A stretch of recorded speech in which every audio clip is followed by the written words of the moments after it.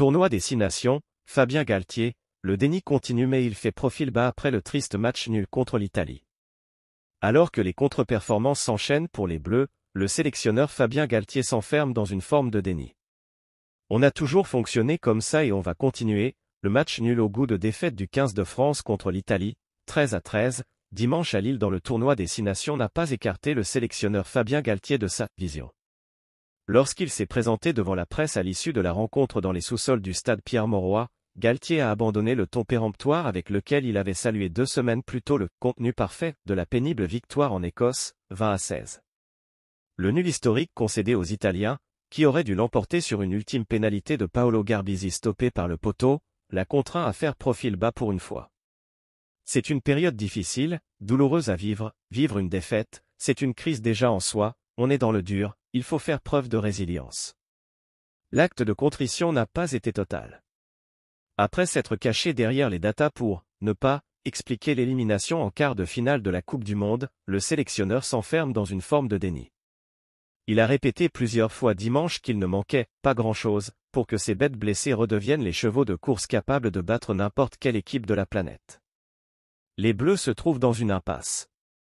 Pour que le rendu douloureux, le rendu difficile, le rendu qui ne satisfait pas bouge vers un rendu plus joyeux, plus agréable et plus harmonieux, a-t-il détaillé, lyrique.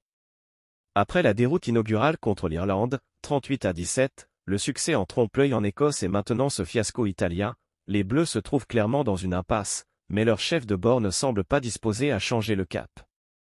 Pour le moment, on a toujours fonctionné comme ça et on va continuer à fonctionner comme ça, a-t-il asséné.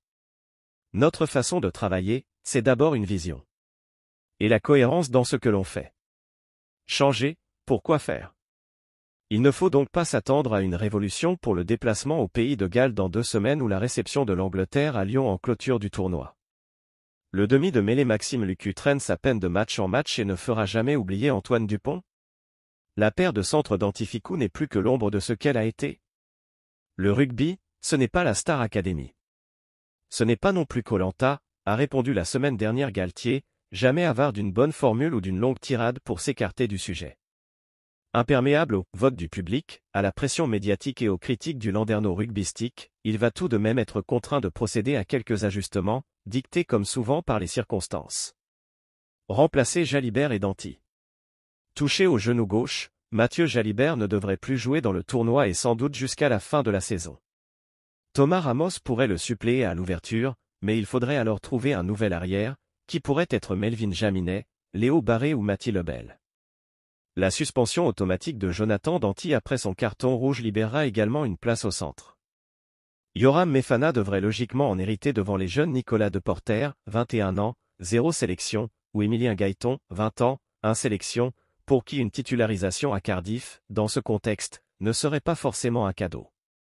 Pour le reste, le changement, ce n'est sans doute pas encore pour maintenant et les joueurs ont l'air de plutôt bien s'en accommoder. Changer, pourquoi faire, s'est interrogé Lebel après le nul contre l'Italie. Le jour où ça va remarcher, que tout va se remettre en place et qu'on va regagner, plus personne ne parlera de changement.